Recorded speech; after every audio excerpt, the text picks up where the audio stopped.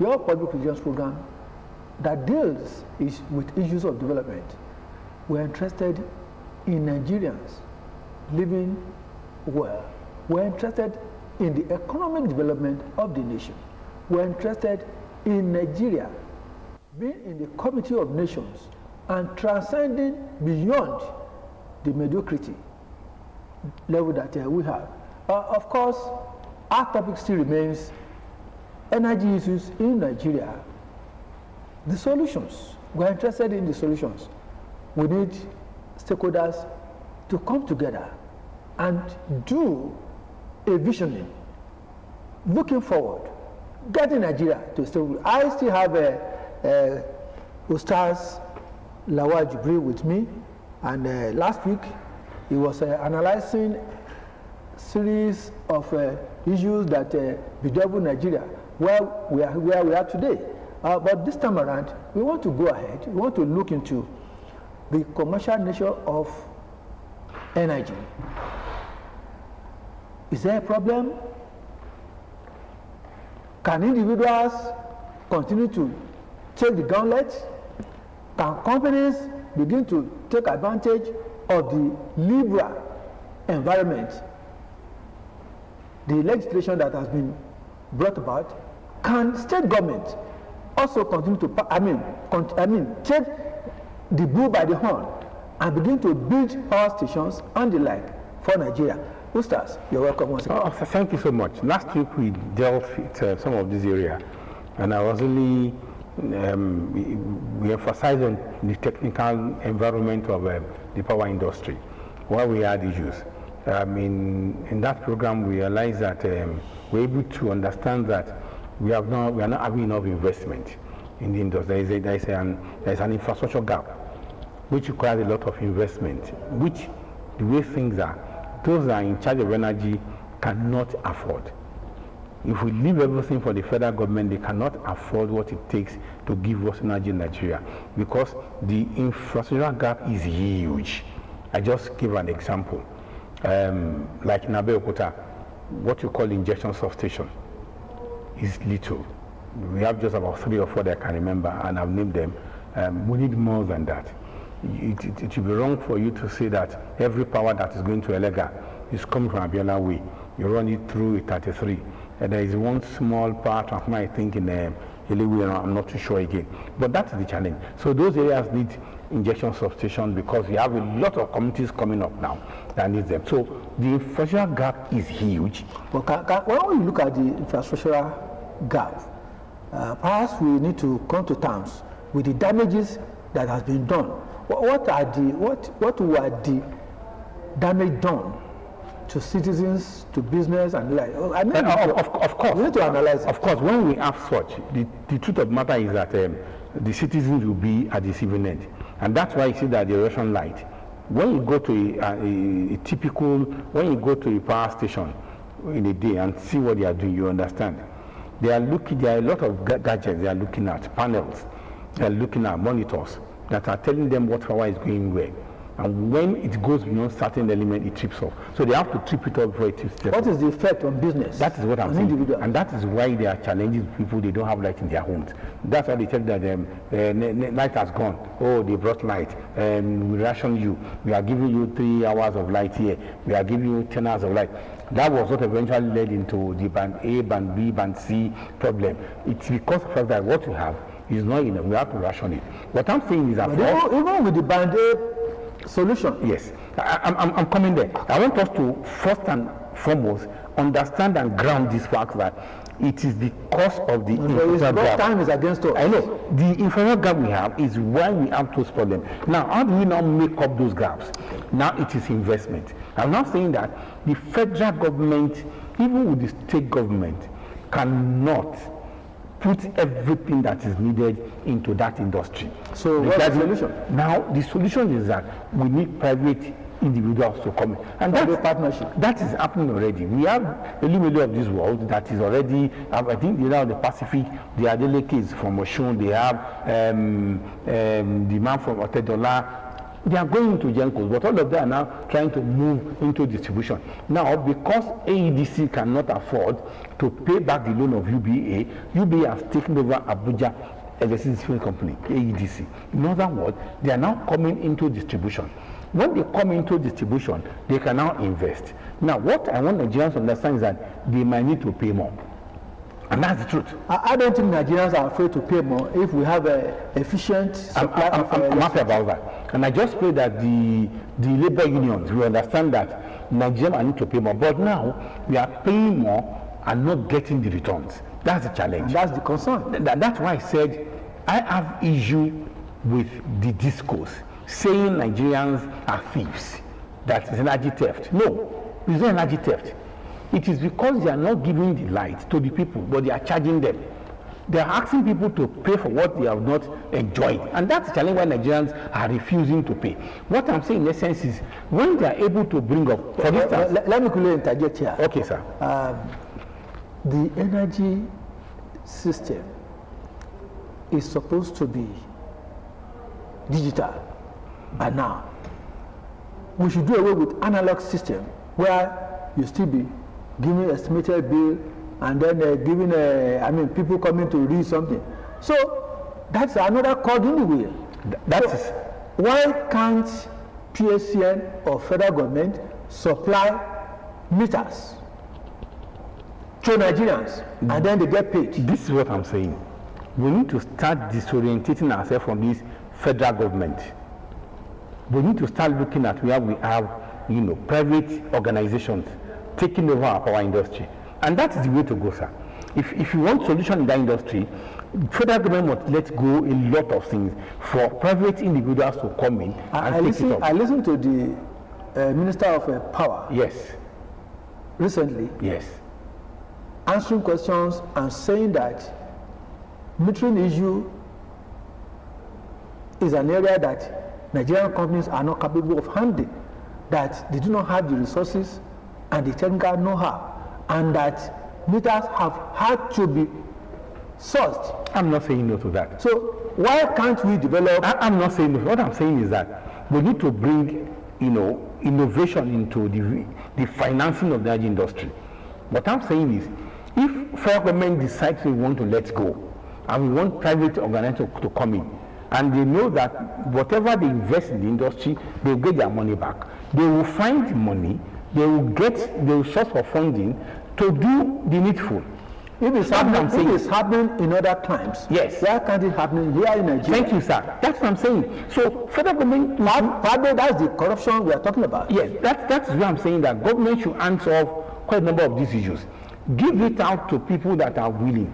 Now, state government, in last edition, you mentioned state government are coming. I said, no, they are not coming in the way that will give us result. A number of them are just forming their own, passing their energy bill into law and having, their own distribution and etc. Apart from Lagos, that gave room. The way Lagos State came out their law, they gave room for private participation, for people to come in, and that is the way forward. I think in the South, there's also, either in the South or South, there's also a state government that has already developed power. Exactly. And our land they are having 24 hours. Yes, it's not in all area. Okay. It's the mini grid system. Okay. But that can be expanded. What I'm saying in essence is, federal government should look towards wanting to unsolve power in Nigeria. You see, it costs so much, and a lot of money is in it. Look at Elumelu. Is it the problem of the federal government or the National Assembly? Both, because they are arms to each other, they assist each other. What I'm saying because the members of parliament are supposed to have that vision. But eventually there is a law already that allows people to come into the industry. But what is not so certain is that they are not sure of their returns. And that's why I'm saying that federal government to answer. So what confidence level do they need? Now, for instance, we have seen the Gencos that are claiming they're having huge returns, almost 100% of their investment, rolling into them. But they said out of that, federal government, the money for gas, etc., is still there. Under the embed system, we are in the GENCOs, the DISCOs will take, when you pay them, they will pass one to TCN, they will take their own, pass one to GENCOs. What I'm saying is, can we have a system where somebody says, look, I am generating power, I am transmitting and distributing to the people that wants to use it, and I'm in charge of whatever happens to me. In other words, my destiny is in my hand. Not the present system that the GENCOs are depending on the whatever DISCOs realizes. I don't know where you are getting it. I'm the one generating. I will transmit, distribute to homes that want to be on my power, and I'll take my money from them, and I know that I'm safe in their hands. Those are the kind of thinking that use your power and metering. I don't see why a private individual wants to buy power from them. My concern is that citizens should not be having headache on how all those things become feasible. It is the responsibility of the National Assembly and responsibility of the executive to prefer solutions. Yes. And come up with strategic. Sir, do you know why we are having these challenges now? Why what I'm describing is not playing out? Because there are people that are benefiting from the present system. And that is come back to your issue of corruption and some human element. FGN power something, where we have a new structure that is into infrastructure alone. They build infrastructure in areas where it has identified that, look, there is deficit here. Can we build this here? They are doing that. In Abeokuta, for instance, a 330 station is coming up very soon. At a new Abeokuta, Siemens is running that. There is one grid on Ayede, somewhere in southwest, and like that. So they want to ensure that they build up, the gap, the infrastructure gap. Okay, enough of all that. What's the uproar about this renewable energy? It's solar. It's part of the future. But the truth of the matter is that it does not have the capacity, at least for now in Nigeria, to withstand what we will get from hydro or a gas station. A thermal energy that is coming from our stations. But they don't have that for now. The capacity is very expensive and not sustainable the way things are now. Why do you say it's not sustainable? Because of the initial investment.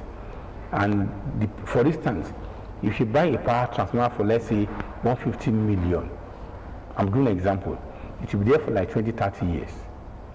They are there, but nothing happens to them.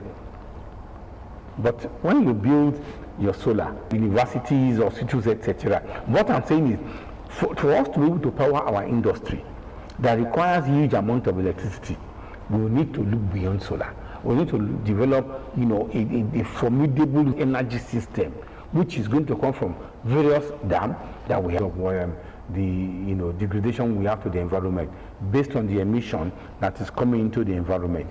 But my own thinking is that we cannot be asked to stop, what will make us to develop when the other power nations are doing it. Yeah, there is what they call carbon credits now, and etc. Yes, Nigeria will get that. But we need to get into an area whereby we are able to develop our own industry, and there is no industry that can be developed without the power.